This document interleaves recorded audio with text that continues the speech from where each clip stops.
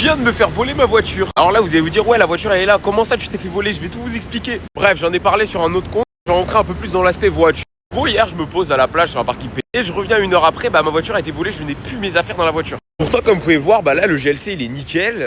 Pas de traces d'effraction, rien du tout. Pourtant, ça a bien été volé. Et je l'avais bien fermé. Je me rappelle très bien. Carrément, ça clignote, ça fait un bruit quand je ferme.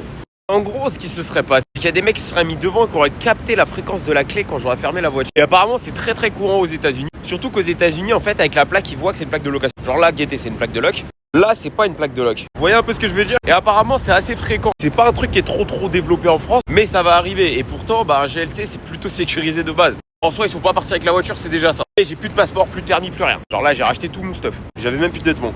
En gros, la seule méthode pour pas se faire voler, c'est mettre le bloc volant ici de yeux. Je vous promets, il y a que ça. En tout cas, pour être sûr que le mec se barre pas avec la voiture. Là, je pense que c'est un petit peu gros quand même en ville de se barrer avec la voiture. Mais voilà, c'est quelque chose qu'on aurait pu totalement. Donc laissez pas vos affaires dans la voiture. Et si vous pouvez, mettez un bloc volant. Moi, perso, j'en ai un en France. Et là, c'est une log. Donc bon, si elle se fait voler, c'est le problème